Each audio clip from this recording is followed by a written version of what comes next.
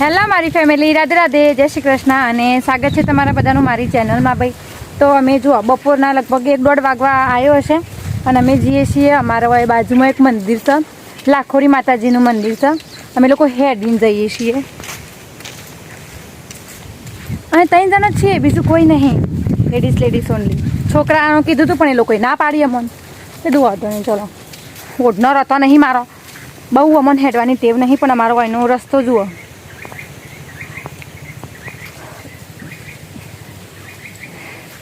બધું સુધરો દુનિયામાં, રસ્તા જ નહીં સુધરતા.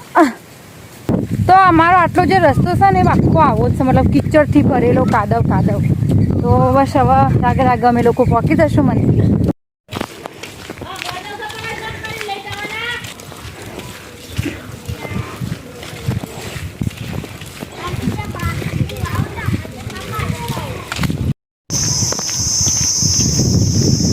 આ છે ભાઈ અમારા લાખોરી માતાજીના મંદિરે જવાનો રસ્તો છે ને, એકદમ લીલોછમ.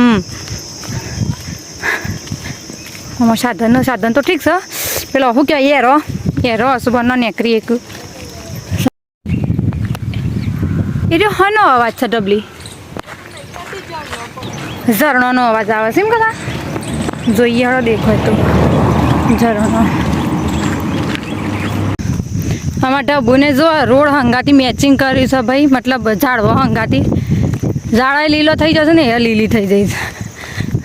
મેં એ લીલા જેવું જ પહેર્યું છે, પણ મારો હલકો તો ડાર્ક કલર છે થોડોક. આવું કંઈક વાતાવરણ છે ભાઈ અમારા ગામનું, આવવું હોય તો.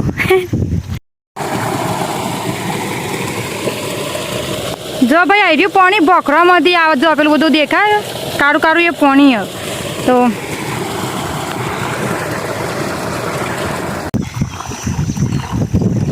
છીછરું ચોખ્ખું પાણી ભાઈ. જુઓ મારા પગે ચોખ્ખા દેખાય. અને એટલું બધું પાણી, તળાવનું પાણી થઈ રહ્યું. ના થોડું આબાદ જો રે જાનકીની સ્કૂલ છે ભાઈ. જાનકીને હોય ભણવા આવું છે, ડુંગરોમાં ભણવા આવું. જુઓ ઝાડ બાળવા આવ્યો છે મસ્ત. પાછળ બોખરામાંથી પાણી વહેવા છે. રળિયામડું બધું કરે ને સારી થઈ જઈ ડબલી. બરાબર જાનકીએ ઝાડ વાવ્યું છે ભાઈ. આવી રહ્યું હરગવાની હેગો થાય તો અમે ખાવા આવશું ડબ્બું. આવતા જતા અમે લેતો જશું હરગવાની હેગો તમારી. પહેલાં અહીંયા રસ્તાઓ ઉપર બીક લાગતી, કારણ કે પબ્લિક વધારે આવતી નહીં. પણ જ્યાંનું ધરોઈ બન્યું હોય ને, નહીં પબ્લિક જ પબ્લિક છે. મતલબ તમને એકલો તમે આવો ને તો તમને બીક ના લાગે. પવન આવે તો ગરમી ચમ લાગે. ઓલ્યા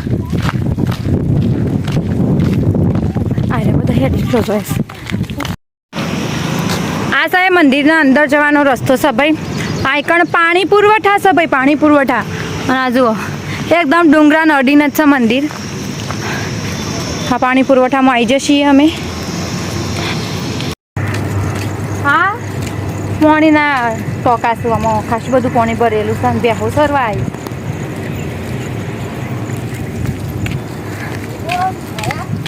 બસ ઓલમોસ્ટ પકવા આવ્યા છીએ અમે.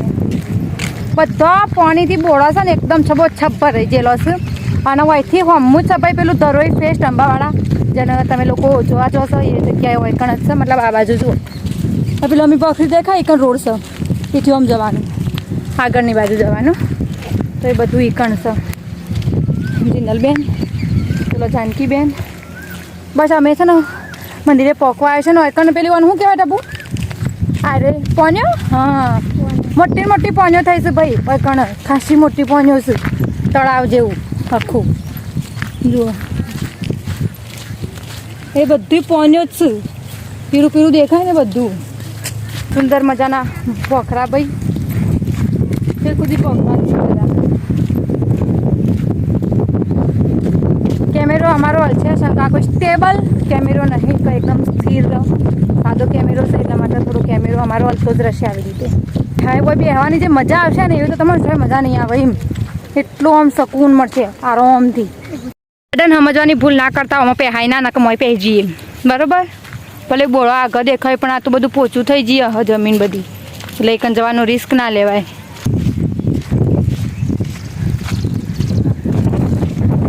પછી અમે લોકો ભાઈ મંદિરે આવી જઈએ. અહીં રહ્યું મંદિર, બહુ મોટું મંદિર નહીં, માપનું જ છે પણ મસ્ત મંદિર. હા મંદિર તો મંદિર કહેવાય, જેનું હોય મોટું હોય. અને એકદમ પોખરાના નેચ જ છે, આવા ખતરનાક ડુંગરા અને એના નેચ જ મંદિર છે.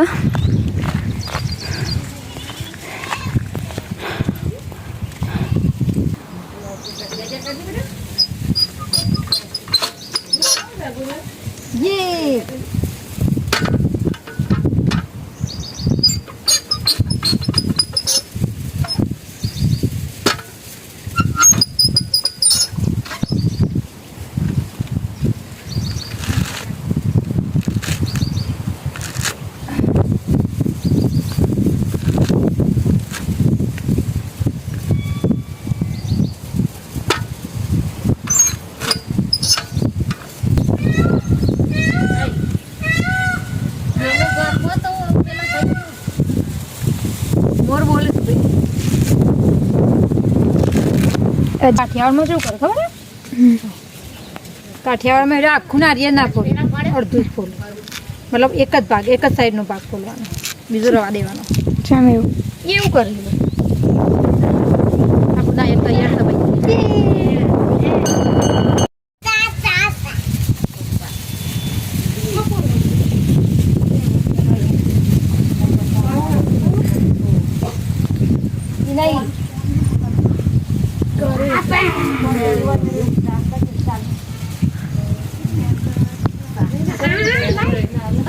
કે મોર બોલે ને ઢેલાણ રિયા આઈ રહ્યો. વાહ વાહ, શું મોર છે ભાઈ. આય હાય,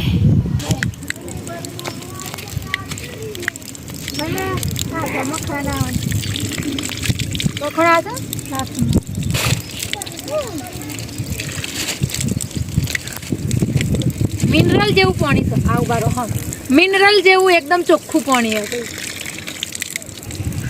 એરિકેશનનું પાણી મસ્ત આવે.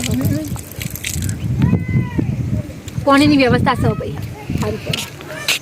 મંદિરના દર્શન વર્શન કરી લીધા છે અને અમે લોકો હવે ત્યાં જઈએ છીએ. આ તો ગાયો બિચારી ફરું મારું ના બાપા, એક તો એમનો મેં બીક લાગે ગાયોથી. હા મસ્ત ઠંડુ ઠંડુ છે ભાઈ હોય કણ. હા વાયરો જબ્બર છે. હું વિડીયો બનાવું છું તો પાછળવાળી પબ્લિક આપણને જોઈ રહી હશે પણ આપણને કોઈ ફરક પડતો નહીં, કારણ કે આપણે એને ઓળખતો નહીં. આખું લોકેશન બતાવી દઉં એક વખત હોયનું.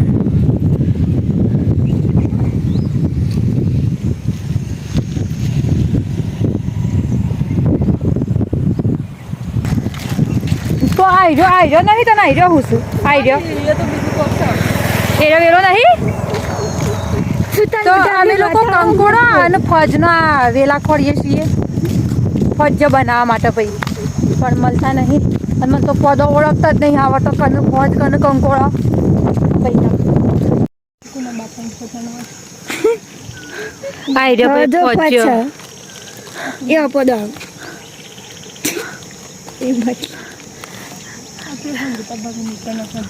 લીલી બૂન લીલો લીલો પદો વેણા છે.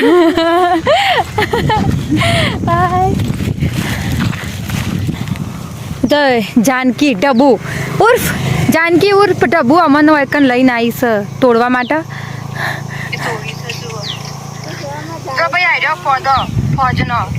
લીલી બૂન ને તોડી છે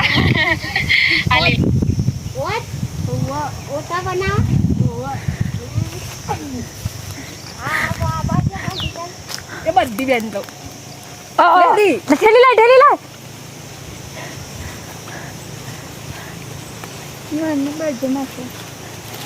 લાયકો બનાવશો બોલીને બધો અમે.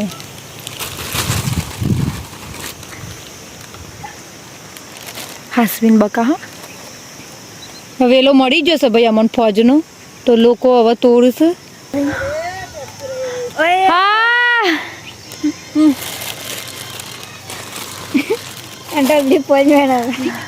ડબ્બુ વાગર ના એ બધો અલગ નહીં, થોડો પડવું નહીં આપણે જેટલો આવું એટલો લે, બીજો રવા દે. અને મોટો ના તોડવાનો એ જૂનો, એવો જૂનો નવામાં ખબર પડે છે બોલાવવાનો, મને તો પોદોમાં જ ખબર નહીં પડતી. હેડો આ પેલા ભાઈનું ઘર રહ્યું ને ઈવાનું છે પણ તો કશું બોલ્યા નહીં તે સારું પ્રભુની બેનપણી સાથે કશું બોલ્યા નહીં અમને નકર ગાળો પડું કોકના વાળ્યોમાંથી કે હું વેણવા આવ્યો છો તમે બધો એવું ના કે આ બાજુથી વેણીએ થોડો અચ્છા એના પૌધામાં હલકું બ્લુ કલર નારંગી કલર જેવું કોક નારંગી નહીં શું કલર કહેવાય જોંબુ કલર જો ના આ ફોજના પૌધામાં હલકું આવવું હોય છે જુઓ જાંબુ કલરની લીટીઓ હોય છે ખાસી બધી ઠેલી કરી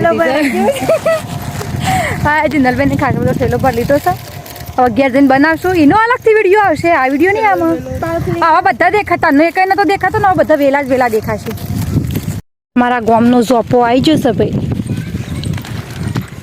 પાછો એ ગામમાં આવી જાય